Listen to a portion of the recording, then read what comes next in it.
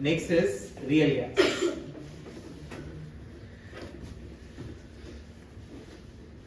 अभी तक जो अपना डिस्कशन हुआ था वो किसके बारे में था? आइडियल गैस के बारे में।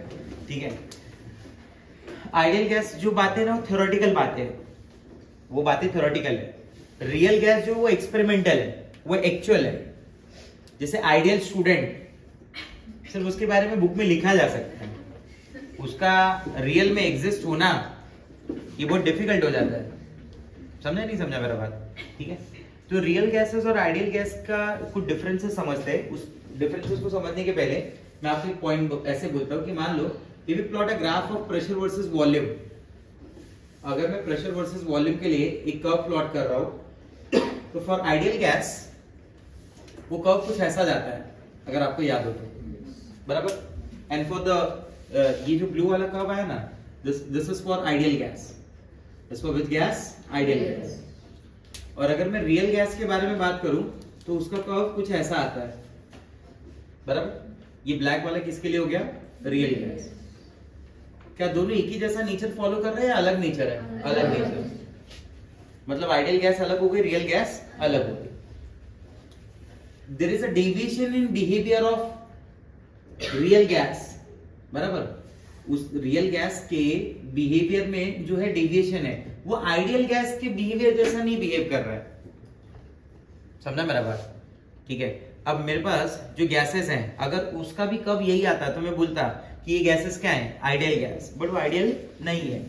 इन दोनों के बीच में जो चेंज है ना, उस चेंज को मेजर करने के लिए, उस चेंज को समझने के लिए एक फैक्टर इंट्रोड्यूस करते हैं हम लोग, जिसको हम लोग बोलते हैं Z।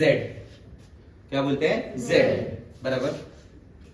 और इस Z को अपन नाम देते हैं कंप्रेसिबिलिटी फैक्टर। इस Z का नाम क्या देते हैं अपन? कंप्रेसिबिलिटी फैक्टर, बराबर। ये कंप्रेसिबिलिटी फैक्टर मुझे उधर क्या समझा रहा है? वो मुझे समझा रहा है deviation between ideal gas and real gas. तो मुझे ये भी समझना है कि व्हाट आर द रीजन, बराबर, किस बात का reason? Deviation in behaviour of real gas, बराबर। क्यों वो आइडियल बिहेवियर जैसा नहीं था, क्यों वो अलग हो गया? तो उसको उस डेविएशन का रीजन क्या है? तो उस डेविएशन का रीजन मैं पहले ऐसा बोलूंगा कि उनके जो इंटरमॉलिक्यूलर फोर्सेस है, बराबर, the intermolecular forces are not equal to zero. If you remember postulates of ideal gas, तो आइडियल गैस में ऐसा अज्यूम किया गया, ऐसा माना गया है कि आइडियल गैस वो होगा जिसके पास इंटरमॉलिक्यूलर फोर्स क्या होगा? जीरो। रियल गैसेस में ऐसा नहीं होगा, the intermolecular forces are not equal to zero. Point number 2 for the deviation. Second point is that volume of gas molecules, ये मैं रियल गैस में बात कर रहा हूं, that volume of gas molecules have significant value, whereas in case of ideal gas what we say, the volume occupied by the gas molecules, ideal gas में the volume occupied by the gas molecule is negligible as compared to the volume of container। Container के volume के compare में अगर आप gas molecules का volume बोलेंगे तो वो एकदम ना के बराबर है, उसे कंसिडर ही नहीं किया जाता। वेयरएज इन दिस केस मैं ऐसा बोल रहा हूं कि जो गैस मॉलिक्यूल का जो वॉल्यूम है वो एक सिग्निफिकेंट वैल्यू रखेगा अपने पास, मतलब इसे नेग्लिजिबल नहीं मान सकते। आ रहा है समझ में? तो ये तो सबसे बड़ा रीजन है डेविएशन का, रियल गैसेस के डेविएशन का। जो आइडियल गैस जैसा बिहेवियर नहीं दिखा रहा है उसके डेविएशन का जो सबसे बड़ा रीजन है, पहला, उनके इंटरमॉलिक्यूलर फोर्सेस क्या होंगे? जीरो नहीं होंगे। दूसरा, उनके जो गैस मॉलिक्यूल्स हैं उसका वॉल्यूम नेग्लिजिबल नहीं होगा, वो एक वॉल्यूम सर्टेन वैल्यू होगी और वो एक क्या बोलेंगे कि एक सिग्निफिकेंट वॉल्यूम रखेगा अपने पास। आप उसके वॉल्यूम को डायरेक्टली जीरो नहीं बोल पाओगे। समझा मेरा बात? तो आइडियल गैस में जब मैं बात करता हूं तो क्या मैं ऐसा बोलता हूं आइडियल गैस के लिए, for ideal gas we say PV is equal to nRT, बराबर। ठीक है, तो आइडियल गैस जब मैं बोलता हूं तो ये कैसे टाइप का बोल रहा हूं मैं? दिस इज थ्योरेटिकल ना, ये बातचीत कैसी है? थ्योरेटिकल है। किसकी? आइडियल गैस की। रियल गैस वाली बातचीत क्या है? ये एक्सपेरिमेंटल है एक्चुअली। आया ना, बराबर। ऐसे तो हर घर लोग को लगता है कि जो अपना स्टूडेंट है वो आइडियल स्टूडेंट है, टीचर से पूछे तो पता चले कितना है वो आइडियल स्टूडेंट, हाँ है ना। तो ये वाली बात तो थ्योरेटिकल हो गई ना, रियल वाली बात तो इधर है जो एक्सपेरिमेंट में दिख रही है। यस और नो, ठीक है। तो रियल गैस में क्या मैं ऐसा बोल सकता हूँ PV is equal to nRT। तो इधर कैसे आता है, इधर क्या मैं ऐसा बोल सकता हूँ PV is equal to Z into nRT। अगर उस डेविएशन को मैं इसके साथ मल्टीप्लाई कर लूं, बराबर, तो ये जो नॉट इक्वल टू है ना वो इक्वल टू बन जाएगा। अगर मैं बोलता हूँ Z की वैल्यू 1 हो गई, क्या बोलता हूँ मैं, Z की वैल्यू, तब तो गैस क्या हो गई, ideal. But if the value of Z is less than 1 और more than 1, if the value of Z is less than 1 or more than 1, in that case you will get PV ना, मतलब उस case में आपको difference दिखाई देगा between ideal gas and, समझ रहे हैं बात मेरा। तो यहां से एक पॉइंट सीधा सीधा समझ में आ गया कि ऐसी गैसेस जिनके लिए Z की वैल्यू 1 होगी are the ideal gases, and those gases जिनमें Z की वैल्यू 1 नहीं है, वो कम है या ज्यादा आई डोंट केयर, कम एक नहीं है ना, 1 नहीं है ना, तो गैस क्या बोली जाएगी, रियल गैस। मैं इसको मानता हूं दिस इज इक्वेशन नंबर 1, मैं इसे मानता हूं इक्वेशन नंबर 2, ठीक है। और मैं यहां पे बोलता हूं equation 2 divide by equation 1, what you will get, come on. इसे मैं बोलता हूं कि this is PV of ideal, इसे मैं बोलता हूं this is PV of real. तो क्या मैं ऐसा लिख सकता हूं PV of ideal upon PV of real, what you guys से, बराबर। तो क्या मैं इसको ऐसा लिख सकता हूं is equal to Z for the same number of mole of gas at constant temperature, R is universal gas constant, ये तीनों कैंसिल हुआ, PV of ideal upon PV of real is equal to Z। मैंने यहां तक ऐसा भी बोल दिया at constant pressure, मैंने यहां तक क्या बोल दिया, at constant, तो क्या बोलोगे आप, at constant pressure ना सर, तब तो फिर आपको ऐसा बोलना पड़ेगा volume of real upon volume of ideal is equal to Z। ये फॉर्मूला बन जाएगा मेरे पास, ठीक है। मैं कंडीशन अज्यूम कर रहा हूं, आपको कंडीशन पता भी है अच्छे से।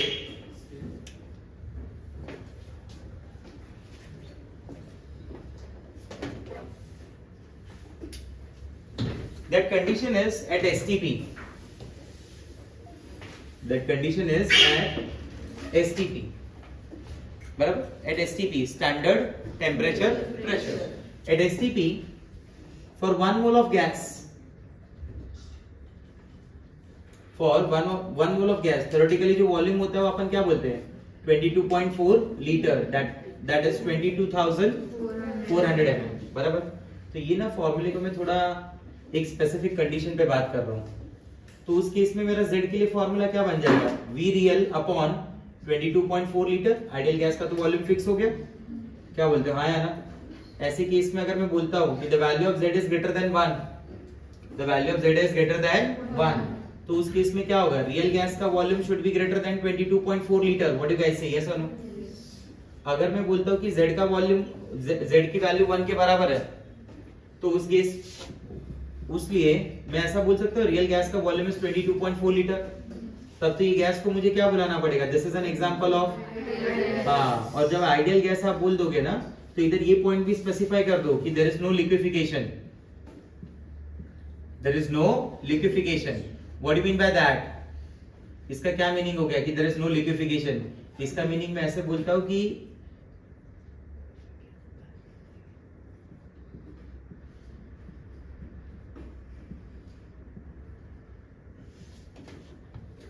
देखो, जब अपन बोलते हैं कि गैस कन्वर्ट हो रही है लिक्विड में, तो होता क्या है बेसिकली, बराबर, गैस कन्वर्ट हो रही है लिक्विड में, तो उसके लिए क्या लॉजिक है, तो गैस में जो मॉलिक्यूल्स होते हैं ना, they are far away from each other, whereas in case of liquid these molecules are very close to each other, समझा। उन molecules को close लाने के लिए they should have some force of attraction ना।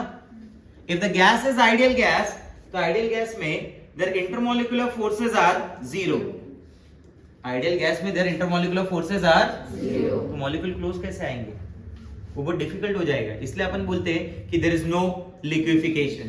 so what do you mean by liquefaction, बोलो क्या meaning है।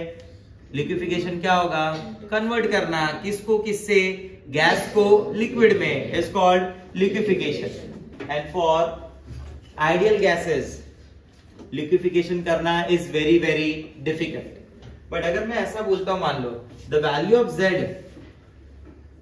Is less than 1, so what do you mean by that, numerator part जो होगा वो डिनोमिनेटर के पार्ट से काफी छोटा होगा, तो इस केस में मैं क्या बोलूंगा कि volume, real gas volume is less then 22.4 litre, बराबर। तो हम लोग ऐसा भी बोलते हैं सच गैसेस गेट्स लिक्विफाइड इजीली, क्योंकि अपन ऐसा बोलते हैं कि इनके अंदर अगर वॉल्यूम कम आ रहा है, बराबर, तो इसका मतलब इनमें फोर्स ऑफ अट्रैक्शन ज्यादा है रिलेटिवली, और अगर फोर्स ऑफ अट्रैक्शन ज्यादा होगा तो क्या होंगे, क्लोज आएंगे ना, क्लोज आएंगे तो कन्वर्ट किस में होगा, लिक्विड में, इजीली कन्वर्ट होगा, ऐसा सोचिए। समझ रहे मेरी बात को? एक एग्जांपल पे, अगर मैं एक एग्जांपल में बात कर रहा हूं कि for 1 mole of gas, for 1 mole of gas it occupies 1 mole of, ऐसे लिख देता हूं मैं कि 1 mole of gas it occupies 26 liter volume. 1 mole of gas it occupies volume of 26 liter at STP condition. ठीक है, क्या मेंशन कर दिया, at STP condition, और अपने को पूछा है find out the value of Z, find out the value of Z। तो अपन क्या सोचेंगे, देखो क्या मैं इसको ऐसा लिख सकता हूँ, at STP condition Z is equal to real gas volume upon 22.4 litre, क्या बोलते हैं, हाँ या ना? तो उस हिसाब से 1 मोल गैस का जो वॉल्यूम ये ऑक्यूपाई कर रहा है वो क्या है, 26, तो Z की वैल्यू क्या होगी, 26 अपॉन 22.4, तो in that case the value of Z is greater then 1। Alternative approach क्या होगी, ऑल्टरनेट अप्रोच ही हो जाएगी मेरी, ये जो PV equal to Z NRT वाला है, P real V real equal to Z NRT, क्या मैं ऐसे लिख सकता हूँ, Z is equal to PV upon N into R into T, what is yes और no? Tell me what is the pressure, बोलो गैस का प्रेशर क्या है, आप बोलेंगे STP कंडीशन है ना, तो that pressure of the gas is 1 atm, okay. What about the volume, that volume is 22.4 litre, okay. What about the number of moles of that gas, 1 mole, sorry, that volume is 26 liter, yes, thank you, that volume is 1 mole, ये जो मोल है वो 1 मोल है। R की value क्या मान लें, 1/12, क्योंकि प्रेशर को मैं atm में ले रहा हूँ, वॉल्यूम को मैं लीटर में ले रहा हूँ, तो इट इज लीटर एटमॉस्फेयर ना। What about T, temperature 0 degree Celsius, यानी 0 degree Celsius is 273, what is 300/12, 25, what is 400/12, very close to 33, what is 500/12, very close to 41 42, what is 600/12, 50, तो ये जो 273/12 है ना, it is very close to 23 point something, 12 into 2 24 हो गया, 33 है ना, तो कितना आ जाएगा बोलो, 12 into 2 नहीं 33 बचा ना, 12 into 2 24, 9 बचा, तो 22 पॉइंट समथिंग के आसपास आएगा, बराबर, ठीक है। ये जो भी आए, ऊपर क्या है 26, तो मैं ऐसा बोल दूं ये 26 अपॉन 22.45 या 22.56 ऐसा कुछ आने वाला है, तो ये वैल्यू क्या हो गई, Z इज ग्रेटर देन, नहीं समझा बात, क्लियर है? एक फॉर्म में ऐसे भी बना सकता हूं इसका, देखो अगर मैं ऐसा लिखता हूं कि PV equal to Z into N into RT, बराबर, तो can I write it like this, PV is equal to Z into, instead of number of moles, can I write a mass upon molar mass? So W is mass, M is molar mass. I repeat, W is mass, M is molar mass into R into T. Do you agree with this? अगर मैं M को यहाँ भेज दूं और V को मैं यहाँ ले लूं, तो क्या बन जाएगा बोलो, P into M is equal to Z into W by V into RT. What do you say, yes or no? बराबर। अब ये दिख रहा है आपको, ये वाला पॉइंट क्या है, mass upon volume, what is mass upon volume, density, तो क्या मैं इसको ऐसे लिख सकता हूँ, Pm equal to Z into D into RT, तो Z की फॉर्म में मैं ऐसे लिख सकता हूँ, this is Pm upon DRT, क्या बोलते हो, सही है? अगर मैं एक फॉर्म ऐसे डिराइव कर लूं, बराबर, एक एग्जांपल ले लेते हैं, एग्जांपल में where pressure is given 10⁵ pascal, pressure is given 10⁵ pascal, we are talking about the water vapor, we are talking about the water vapor, मैं वाटर वेपर के बारे में बात कर रहा हूँ, किसके बारे में, वाटर वेपर। तो वाटर वेपर के बारे में बात करो, तो इस हिसाब से मैं मोलार मास को क्या मान के चलूंगा, 18, कितना मान के चलूंगा, 18, बराबर। प्रेशर कितना दे दिया, 10⁵ पास्कल, वाटर वेपर कितना है, मोलार मास 18। मान लो उसने मुझे ऐसा मेंशन कर दिया कि अच्छा P हो गया, M हो गया, अब क्या बचा है T। R तो आपको खुद से ही लेना है। मान लो T उसने मेंशन कर दिया 0 डिग्री सेल्सियस, तो 0 डिग्री सेल्सियस का मतलब क्या हो गया 273 केल्विन, बराबर, ठीक है। और Z की वैल्यू उसने मुझे मेंशन कर दी 0.98 के आसपास। Z का वैल्यू क्या मेंशन कर दिया 0.98 के आसपास। आपको पूछा फाइंड आउट डेंसिटी, है पॉसिबल? क्या पूछा आपको? फाइंड आउट डेंसिटी, हो जाएगा, बराबर। देखो अब वो भी find out density in kilogram पर मीटर क्यूब। क्वेश्चन में भी कंडीशन डाल दिया कि find out density in kilogram पर मीटर क्यूब। किलोग्राम पर मीटर क्यूब में ही निकालो, बाकी किसमें नहीं चाहिए। बोला ठीक है कोई बात नहीं, कर देंगे। तो डेंसिटी क्या हो गया D is equal to PM upon Z into R into T। What is yes और नो? प्रेशर को मैं किसमें ले रहा हूँ 10 to the power 5 pascal, 10⁵ pascal हो गया। मोलार मास में किसमें ले रहा हूँ? मोलार मास क्या था 18। जनरली ये मास जो होता है ना, ये जो वैल्यू होती है इट इज इन ग्राम पर मोल।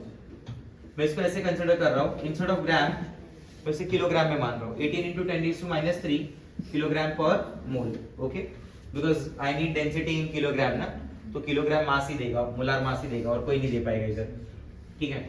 Z तो वैल्यू है 0.98। अब अगर प्रेशर पास्कल में है, प्रेशर किस में पास्कल, तो R की value has to be in joule 8.314। 25/3 मेरे पास बेटर ऑप्शन है पुट करने के लिए, तो मैं इसको क्या लिखूंगा जूल की जगह pascal metre cube upon mole kelvin. याद आ रहा है कुछ? पास्कल से पास्कल गेट्स कैंसिल, मोल से mole gets cancel, clear? What about the temperature? Temperature अपन कितना बोल रहे 273 केल्विन, तो केल्विन से केल्विन भी कैंसिल हो गया। ऊपर यूनिट क्या बचा, नीचे क्या बना, तो दिस इज केजी पर मीटर क्यूब, सही है। 10⁵ into 10⁻³ 10⁻², this is 0.98। Can I take it as 1? Yes, कोई प्रॉब्लम नहीं है। ये क्या है 25/3 into 273। 3 और 273 को खत्म करो जरा, क्या हो जाएगा? ये कितना आएगा 313, 3 9s are 27, 91, तो 25 into 91, तो मैं इसको कितना लिख रहा हूँ 18 into 10⁻² अपॉन क्या बचा है 25 into 91, 9 2s are 18, consider this as 90, कितना हो गया 10। 10 को भी ऊपर भेज दो, 10⁻², ये 10 ऊपर गया तो 10⁻⁻1, कितना बच गया 10। 10 ही बचा ना, ये 2 बचा है ना अपने पास, तो कितना है 20/25, 20/25 कितना हो गया 4/5। What is 4/5? 0.8. So this will be answer will be very close to 0.8 kg per meter cube. Calculation check कर लेने एक बार। समझा? ये 91 आया था, नीचे क्या आ गया 25 into 91, मैंने 90 मान लिया। 9 into 2 9 into 10 बराबर, 10 ऊपर गया कितना आ गया 10⁻⁻1, ये 10 आ गया। 2 into 10 20, 20/25। What is 20/25? 4/5। What is 4/5? Decimal में लिखा तो 0.8, तो answer will be very close to 0.8 kg per metre cube. थोड़ा अप्रॉक्स किया है मैंने, क्लियर है बात? आया समझ में? ना जैसे ये गैस है ना जो मेरे पास आइडियल गैस, उसकी एक इक्वेशन है PV = nRT। सारा जो आइडियल गैस का डेटा है ना, उस आइडियल गैस की जो बातें हैं वो उस इक्वेशन को फॉलो करती है। आइडियल गैस किससे बोलते हैं? The gas which obey all the gas laws, the gas which obeys all the gas laws at all conditions of temperature and pressure, जिसके सारे laws, जो सारी बातें हैं वो PV = nRT के लिए एप्लीकेबल है। तो जैसा आइडियल गैस का एक इक्वेशन है ना, वैसा हम लोग एक इक्वेशन बोलने वाले, बताने वाले for the real gas also. एक इक्वेशन डिस्कस करने वाले, बोलने वाले, बताने वाले किसके बारे में? For the real gas also, बराबर। तो मैं उसको नाम देता हूँ real gas equation. Real gases की जो इक्वेशन है मैं उसको नाम देता हूँ real gas equation, which is also popular by the name of van der Waal gas equation. I repeat, which is also popular by the name of van der Waal gas. Yes, जो real gas equation के भी नाम से popular है, van der Waal gas equation के नाम से भी पॉपुलर है, दोनों नाम से पॉपुलर है, ठीक है। इसको डिराइव करने के लिए here I am using ideal gas equation. I will start with PV = nRT. ठीक है, मैं इसी को एग्जैक्टली कॉपी करके एक नया इक्वेशन बनाना चाहता हूँ। Instead of writing ideal gas pressure, मैं वहां पे लिखूंगा real gas pressure. Instead of writing ideal gas volume, I will write there real gas volume equal to nRT। समझ रहे मेरी बात को? अब रियल गैस प्रेशर और जो रियल गैस वॉल्यूम है वो मुझे exactly ideal gas pressure ideal gas के वॉल्यूम में नहीं मिलेगा। मैं यहाँ पे कुछ फैक्टर्स को ऐड कर रहा हूँ, कुछ को माइनस कर रहा हूँ। रियल गैस के प्रेशर को आइडियल गैस के इक्वल करने के लिए मैं यहाँ पे फैक्टर ऐड करूंगा, जिस फैक्टर को मैं बोलूंगा डेल्टा पी। जिस फैक्टर को मैं क्या बोलूंगा? Delta P. रियल गैस के वॉल्यूम को आइडियल गैस के वॉल्यूम के बराबर करने के लिए मैं इसमें से एक फैक्टर को माइनस करूंगा, जिसको मैं बोलूंगा डेल्टा वी, और इस इक्वेशन को मैं बोलूंगा P R plus delta V into V R minus delta V equal to nRT। Clear ना? अभी जो फैक्टर है डेल्टा पी और डेल्टा वी, जो फैक्टर है डेल्टा पी और डेल्टा वी, उन फैक्टर को बहुत ध्यान से समझना है, उन फैक्टर को क्लोजली एकदम ऑब्जर्व करना है। ठीक है, delta P will be called as pressure correction factor. Delta P will be called as what? Pressure correction factor. whereas delta v will be called as volume correction factor। बराबर? Delta P का क्या नाम है? Pressure correction factor, और delta we का क्या नाम है? Volume correction factor. बराबर? रियल गैस के प्रेशर को आइडियल गैस के प्रेशर के बराबर करने के लिए, करेक्ट करने के लिए मैंने एक सर्टेन वैल्यू ऐड की, जिसे मैं बोलता हूं pressure correction factor, which is represented by delta P. ठीक है, रियल गैस के वॉल्यूम को आइडियल गैस के वॉल्यूम के बराबर करने के लिए मैंने एक फैक्टर को माइनस किया, जैसे मैं बोलता हूं volume correction factor.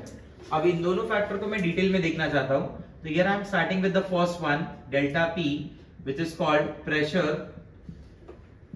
Correction factor. ठीक है, अब इसको एकदम ध्यान से समझ लो। मैं इसके लिए एक एग्जांपल ऐसे ले रहा हूं। ठीक है, this is a container which is filled with ideal gas. This is a container which is filled with the ideal gas. These are the ideal gas molecules. ये मान के चले ideal gas के molecules हैं। ठीक है, अब ये ideal gas का जो molecule होगा, ये क्या करता है? It collides with the wall of container. When it collides with the wall of container, it exerts pressure. बराबर? That pressure is called pressure of the ideal gas. उसी pressure को मैं क्या नाम देता हूँ? Pressure of the ideal gas. First of all, ये gas क्या होती है? ये गैस कौन सी मानी है? Ideal. The pressure exerted by the gas will be called as pressure of ideal gas, represented by PI. अब मैं एक दूसरा गैस मान रहा हूं जो रियल गैस है। जो कौन सी गैस है? Real. This are the molecules of real gas. This are the molecules of real gas. ये रियल गैस के मॉलिक्यूल्स है। ठीक है, मॉलिक्यूल में नंबर कम ज्यादा है, आप उसके ऊपर ध्यान मत देना, उससे कोई मतलब नहीं है। ठीक है, आप फोकस करना जो मॉलिक्यूल कोलॉइड हो रहा है। बराबर? ये मॉलिक्यूल क्या हो रहा है? कोलॉइड हो रहा है। ठीक है, अब ये गैस कौन सी हो गई? Real gas. क्या बोलते हो? हाँ या ना? और इस गैस का जो प्रेशर एक्सर्ट होगा वो रियल गैस का प्रेशर होगा। बराबर?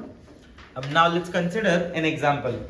ठीक है, जिसमें अपन ओमकार का एग्जांपल ले रहे हैं। ठीक है, अब ओमकार वॉल के एकदम नजदीक है, तो ओमकार के हिसाब से अपन वहां पे बात कर रहे हैं। Condition number 1। ठीक है, अब मान लो फर्स्ट डे ओमकार का, ठीक है, जीएमसी केईएम में पहला दिन। अब उधर जितने भी लोग बैठे उसमें ओमकार किसको पहचानता ही नहीं अपने क्लास में, और अचानक से ओमकार अपना दीवार सिर पे मारने लगा। समझ गए ना बोलने का मतलब क्या था? अब उसके लिए अपन वैसा नहीं बोलेंगे, उसका सर दीवार पे उधर। ठीक है, कितने लोग बचाने के लिए आएंगे उसको? कोई नहीं आएगा शायद से, कि उसे कोई पहचानता। आधे लोग तो डर जाएंगे। क्या हो गया भाई? हाँ है ना? ये पहला कंडीशन है, ये आइडियल गैस की कंडीशन है, जिधर ideal gas collide with the wall of container, but उसको कोई मॉलिक्यूल रोकने वाला, क्योंकि there are no intermolecular forces ना। तो सबसे बड़ा पॉइंट तो यही था कि in this intermolecular forces are zero. In this, the intermolecular forces are zero. ठीक है, अब एक सिचुएशन नंबर 2। अपना ओमकार इधर बैठा हुआ है। बराबर? उसके 5 दोस्त, पार्थ, अजीत, प्रथमेश, ओमकार और अथर्व, ठीक है, 5 दोस्त। जैसे इसने अपना सर दीवार पे मारना चालू किया, कोलॉइड करना चालू किया, इंग्लिश के वर्ड यूज करो ज्यादा बेटर होगा। जैसे अपना सर दीवार पे कोलॉइड करना चालू किया, वॉल पे कोलॉइड करना चालू किया, हम लोग क्या करेंगे? रोक देंगे ना, क्या हुआ भाई, किसने कुछ ना बोल दिया क्या? हाँ बोल दिया। यस और नो? रोकेंगे ना? क्या उतना ही फोर्स वो जितने जोर से मार रहा था पहले, अभी भी उतनी जोर से मारेगा? नहीं, क्योंकि now there are some forces जो उसे क्या कर रहे हैं? पुल कर रहे हैं। नहीं समझा मेरा बात? देयर आर सम फोर्सेस जो उसे क्या कर रहे हैं? पुल कर रहे हैं। अब समझ रहे मेरी बात को? तो अगर मैं ऐसा बोलूं कि pressure exerted bye ideal gas Pi and the pressure exerted by real gas Pr दोनों इक्वल है, तो आप मानेंगे मेरी बात को? लेकिन इक्वल तो नहीं हो सकता, क्योंकि ये वाले केस में क्या हो रहा है ना सर, आप ही समझाने लगेंगे मेरे को कि सर देखो ये वाले केस में ना ये मॉलिक्यूल इसके साथ अट्रैक्ट हो रहा है, ये इधर अट्रैक्ट हो रहा है, ये इस तरफ अट्रैक्ट हो रहा है, ये इधर अट्रैक्ट हो रहा है। You got my point? उसको अट्रैक्शन मिल रहा है क्योंकि यहाँ पे इंटरमॉलिक्यूलर फोर्सेस जीरो नहीं है। So can you say like this कि आइडियल गैस का प्रेशर रियल गैस के प्रेशर के बराबर नहीं है। तो can you say like this ideal gas का प्रेशर रियल गैस के प्रेशर से ज्यादा है ना भाई? फिर तो ideal gas pressure is greater than the real gas pressure. तो अगर मुझे ऐसा लिखना होगा कि ideal gas pressure is exactly equal to the real gas pressure, तो उसके लिए रियल गैस के प्रेशर में सर्टेन पॉइंट्स ऐड करना पड़ेगा ना। That is the reason some correction factor is added. नहीं समझा मेरा बात? That is the reason some correction factor is added. वो करेक्शन फैक्टर वहां पे मुझे डालना पड़ेगा, इसलिए वहां पे मैंने डेल्टा पी इंट्रोड्यूस किया। You got my point? Pi is equal to PR plus delta P. Pi is equal to PR plus delta P. हाँ, मुझे ये इंट्रोड्यूस करना पड़ेगा कि Pi जो PR plus delta P है। आप समझ रहे मेरी बात को? Say something, yes or no? Yes. एकदम क्लियर है मेरा बात? लास्ट बेंच पक्का? अब थोड़ा डेल्टा P के ऊपर सोचते हैं कि delta P depends on which factors. ये जो डेल्टा P है ना, it depends on 2 factors. How many factors? 2 factors. Number 1, number of colloiding molecule. कितने मॉलिक्यूल कोलॉइड हो रहे हैं? मान लो 50 मॉलिक्यूल है आइडियल गैस में जो कोलॉइड हो रहे हैं और 50 मॉलिक्यूल है रियल गैस में। पर मॉलिक्यूल 2 यूनिट का प्रेशर कम मिल रहा है, तो यहाँ पे मुझे कितना ऐड करना पड़ेगा? डेल्टा पी 100 ऐड करना पड़ेगा दोनों को इक्वल करने के लिए। अब मान लो इधर मॉलिक्यूल हो गए 100, तो मैं 100 से कंपेयर करूं तो अब कितना ऐड करना पड़ेगा? 200, क्योंकि पर मॉलिक्यूल दो यूनिट का प्रेशर कम मिल रहा है। इधर मॉलिक्यूल हो गए 500, तो इधर कितना ऐड करना पड़ेगा? 1000। डोंट यू थिंक जितने नंबर ऑफ कोलॉइडिंग मॉलिक्यूल बढ़ेंगे उतना ज्यादा डेल्टा पी ऐड करना पड़ेगा? ऐसा सोचो। And the second thing, number 2, number of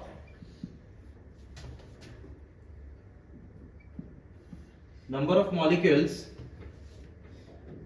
which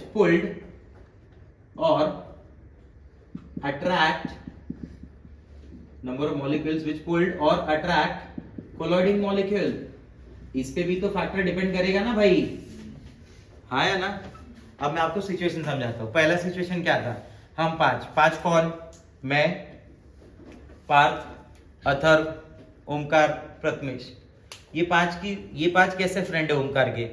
मान लो जस्ट फ्रेंड्स। कैसे फ्रेंड्स? ऐसा बोलता है ना कोई जब अपने को बहुत हर्ट हो जाए, वी आर जस्ट फ्रेंड्स।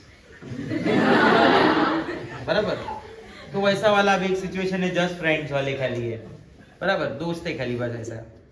दूसरे वाले सिचुएशन में we are very close friend. तो पहले वाले के कंपेयर में दूसरे वाले में मैं पूरा एकदम उसको रोकूंगा कि नहीं तेरे को नहीं। फिर भी नहीं रोका तो मैं पेरेंट्स को बुला लूंगा उसके, बोला क्या पता क्या हो गया अंकल, कब से अपना सर दीवार पे मार रहा है, कुछ बता भी नहीं रहा है। हाँ है ना? पेरेंट्स भी टेंशन में आ गए देख के, उनसे भी नहीं बात मान रहा है। जो भी और पहचान वाले जिनको ये अच्छा मानता है उनको भी बुला लिया। समझ रहा है बात? उनसे भी नहीं माना तो फिर उसको भी बुला लिया। अब तुम सब में फोर्स कंपेयर करते जाओ, बराबर? पहले वाले में क्या है, वो काफी इंटेंसिटी फोर्स ज्यादा होगा ना, प्रेशर ज्यादा मिलेगा। बट पांचवे वाले केस में तब तक तो आते आते रोक ही देंगे ना इसको कि नहीं, तो जितना ज्यादा मॉलिक्यूल होगा ना फोर्स रोकने के लिए, मतलब इंटरमॉलिक्यूलर फोर्स देने के लिए, उतना इसका कोलिजन, उतना उसका प्रेशर एक्सर्ट करना कम हो जाएगा। ऐसा सोचना है तुमको। वो पांचवे वाले केस तक सोचो, समझा? पांचवे वाले में तो सामने वाले ने भी बोल दिया नो ओमकार नो, इतने में बस फिर अब ओमकार नो। बाकी अपन तो बहुत कुछ समझा रहे थे कि नहीं भाई ऐसा नहीं होता, ये है वो, उसने सिर्फ 3 वर्ड बोले, नो ओमकार नो, खत्म। समझा नहीं समझा मेरा बात? तो ये दोनों फैक्टर पे डिपेंड करेगा। ये दोनों फैक्टर कहां से रिलेट होंगे? कॉन्सेंट्रेशन से रिलेट होंगे। दोनों फैक्टर कहां से रिलेट होंगे? कॉन्सेंट्रेशन। कॉन्सेंट्रेशन बोलने का मतलब क्या हो गया दोनों केसेस में? N/V N/V N/V N/V, कितना मोल है कितने वॉल्यूम में। तो मैं डेल्टा P को क्या लिखूंगा मालूम है? Delta P is proportional to N/V into N/V। समझ रहे मेरी बात? तो delta P is proportional to N/V का स्क्वायर। तो therefore once you remove the proportionality sign, ये आ जाएगा delta P is equal to A into N square upon V square, where A is constant, where A is constant, that A accounts for intermolecular force of attraction। क्या मैं ऐसा नहीं बोल सकता कि अगर A बढ़ेगा, सुना मेरी बात को, अगर मैं ऐसा बोलता हूं कि A बढ़ेगा, ये थोड़ा सा पार्ट में रफ कर रहा हूं, ठीक है?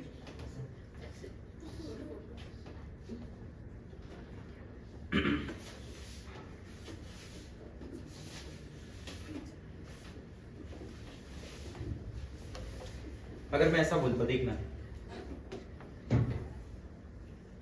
कि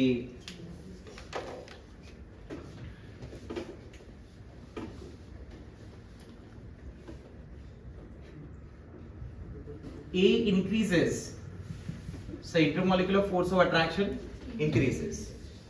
जितना ज्यादा फोर्स मिलेगा, आप सोचो पांचों केसेस में सबसे ज्यादा फोर्स तो पांचवे वाले केस में है ना, इंटरमॉलिक्यूलर फोर्स।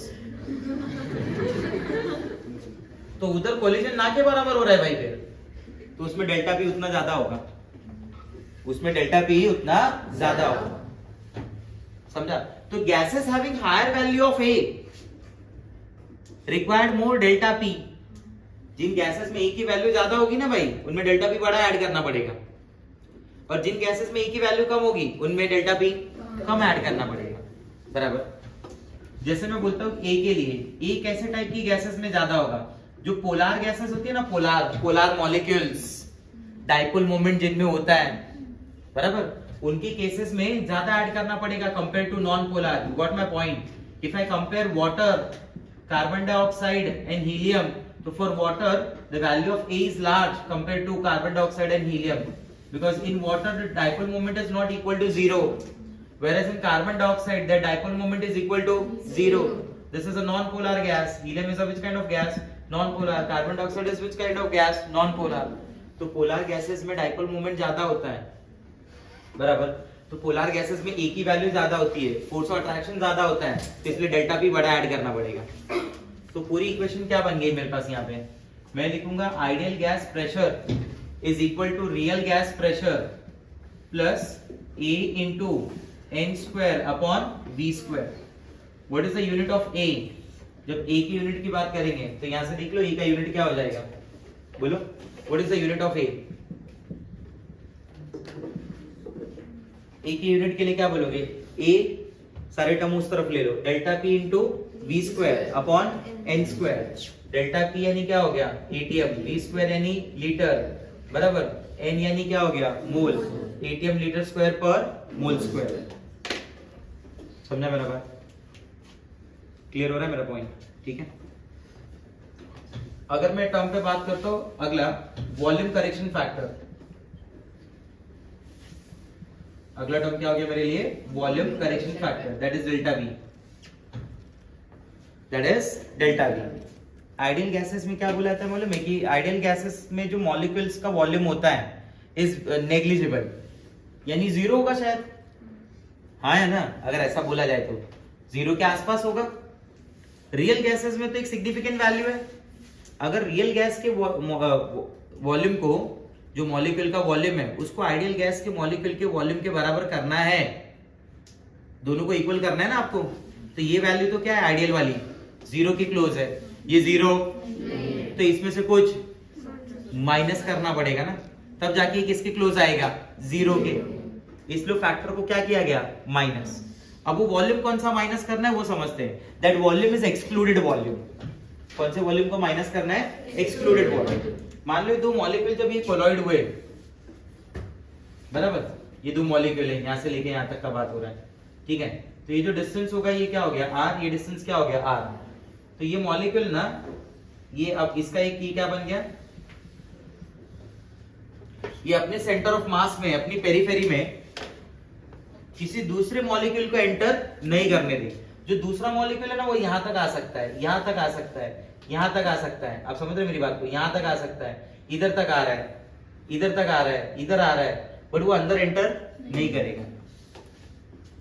तो इन मॉलिक्यूल्स के लिए ये जो वॉल्यूम होगा वो क्या माना जाएगा, एक्सक्लूडेड। इस वॉल्यूम को क्या माना जाएगा, एक्सक्लूडेड। तो अगर मैं काउंट करूं उस हिसाब से, अब आप ऐसा अज्यूम करिए जो स्टेज का वॉल्यूम है, ये ऐसा अज्यूम करिए जो स्टेज का वॉल्यूम है, ये जो जगह है, बराबर, ये जो वॉल्यूम है, वॉल्यूम के टर्म्स में मानो उसको, उसमें आपका आना अलाउ नहीं है, उसमें आपका आना अलाउ नहीं है। हाँ,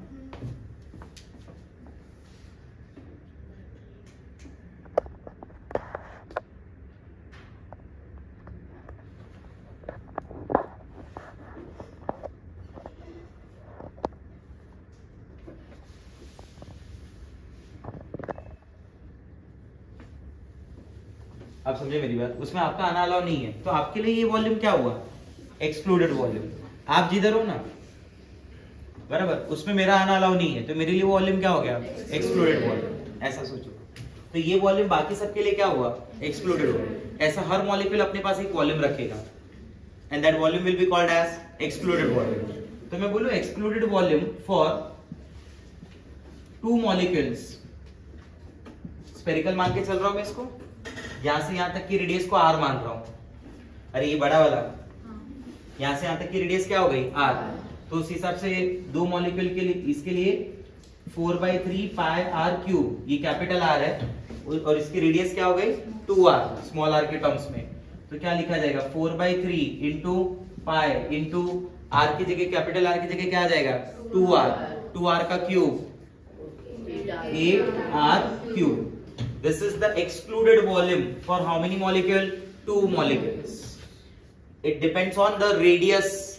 वो रेडियस पे डिपेंड कर रहा है ना, क्योंकि देखो 4/3 तो कोई मतलब नहीं है, पाई कोई मतलब नहीं है, 8 तो रहेगा ही रहता है ये सब।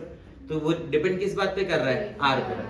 तो एक मॉलिक्यूल के लिए क्या होगा, एक्सक्लूडेड वॉल्यूम। इसी एक्सक्लूडेड वॉल्यूम को को वॉल्यूम भी बोलते हैं। एक्सक्लूडेड वॉल्यूम को क्या बोलते हैं, को वॉल्यूम। एक मॉलिक्यूल के लिए क्या होगा फिर, सर 1 मॉलिक्यूल के लिए हो जाएगा 4/3 into pi into 4 into r cube. सही है। सो फॉर एनी मॉलिक्यूल कितना हो जाएगा, अगर एक मॉलिक्यूल के लिए इतना, तो एनी के लिए कितना, मल्टीप्लाई बाय एनी। ये पूरा टर्म मल्टीप्लाई बाय, बराबर। एनी मॉलिक्यूल मींस कितना मोल, 1 मोल। एक mole, how many molecule, any. 2 mole, 2 any. 3 mole, 3 any. Any molecule, how many mole? 1 mole. So this is the volume, excluded volume for 1 mole of gas. बराबर। तो मैं ऐसा लिखूं, for 1 mole of gas, excluded volume, ये जो term है ना, ये पूरा यहां से लेके यहां तक का, ये पूरा 4/3 पाई 4 r क्यूब, ये पूरा टर्म, इसको अपन b बोल देते हैं। क्या बोल देते हैं, b। b is constant. b क्या है, कांस्टेंट। तो ये कांस्टेंट कितने के लिए डिफाइन हो गया, 1 मोल। तो अगर आपसे कोई पूछे कि व्हाट इज b, अगर आपसे कोई पूछे व्हाट इज b, तो आप क्या आंसर दोगे, b is the excluded volume for 1 mole of gas. तो you tell me for n mole of gas क्या आंसर आएगा, n into b। आया ना। तो मेरे फॉर्मूले के हिसाब से डेल्टा b क्या हो गया, n into b हो गया। क्या बोलते हो, हाँ या ना। मेरे फॉर्मूले के हिसाब से डेल्टा V क्या हो गया, n इंटू V, बराबर। ये डेल्टा V यहाँ था। इतना वॉल्यूम अगर मैं एक्सक्लूडेड वॉल्यूम हटा दूं, किसमें से, रियल गैस के वॉल्यूम से, तो उसका वॉल्यूम किसके बराबर हो गया, आइडियल गैस। तो फॉर्मूले में इस हिसाब से आ जाएगा आइडियल गैस का volume Vr minus delta V, Vr minus delta V क्या हो गया, n इंटू V। अगर मुझे V की यूनिट अगर फाइंड आउट करनी है तो V का यूनिट क्या हो जाएगा, यहां से देखो V क्या हो जाएगा, delta V upon n। What is delta V, unit litre ना, और व्हाट इज n, मोल। तो V के लिए यूनिट क्या हो गई, दिस इज लीटर पर मोल। ये समझा मेरा बात।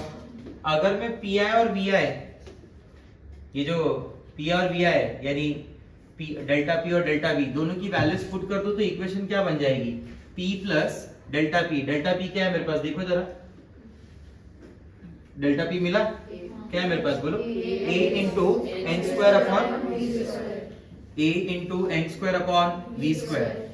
ये हो गया n square upon V square into ये हो गया उसका वॉल्यूम, बराबर। और उसके लिए तो इधर ही लिखा हुआ है Vr minus n into V is equal to nRT. If I consider that n as 1 mole, अगर मैं n की वैल्यू को क्या मानता हूँ, 1 मोल, तो ऐसे केसेस में V को मुझे मानना पड़ेगा Vm, molar volume. Volume of 1 mole of gas is called molar volume, is called molar volume. तो ऐसे सिचुएशन में मैं इसको ऐसे लिख सकता हूँ, P प्लस n की जगह 1 हो गया, ऐसा समझ लो, A upon V square. Instead of writing V square, you can write Vm square also. V की जगह Vm भी लिख सकते हो, मोलार वॉल्यूम भी लिख सकते हो, बराबर। रूल वही है, Vm ही लिखना चाहिए अगर n क्या है, 1। ठीक है, ये क्या हो जाएगा, V minus B equal to RT। This is the van der Waals gas equation, और which is also called as real gas equation, बराबर। अब ये इक्वेशन जो थ्योरेटिकली मैंने डिराइव की है, थ्योरेटिकल टर्म्स में बोल के कि ऐसा ऐसा ऐसा है, बराबर, इसे क्या किया गया, एक्सपेरिमेंटल डेटा जो है अपने पास रियल गैसेस का, बराबर, उससे वेरीफाई किया गया कि ये सच में ये जो इक्वेशन है उसको मैच करता है या नहीं करता है। समझ रहे मेरी बात को, ठीक है। ये सारे टर्म्स क्लियर हो गए। ए किस लिए था, बी किस लिए था, A is for intermolecular force of attraction, B is for the excluded volume of 1 mole of gas। इन सब के लिए दो मेन फैक्टर क्या थे, मॉलिक्यूलर अट्रैक्शन और मॉलिक्यूलर वॉल्यूम। मॉलिक्यूलर अट्रैक्शन यहाँ बताया जाता है, मॉलिक्यूलर वॉल्यूम यहाँ बताया जाता है। समझा मेरा बात, ये समझा आइडियल गैस का प्रेशर कैसे रियल गैस के प्रेशर के बराबर नहीं हुआ, हाँ या ना, और क्यों आइडियल गैस का वॉल्यूम रियल गैस के वॉल्यूम के बराबर नहीं हुआ। ठीक है, ओके, चलो क्वेश्चंस लिखो।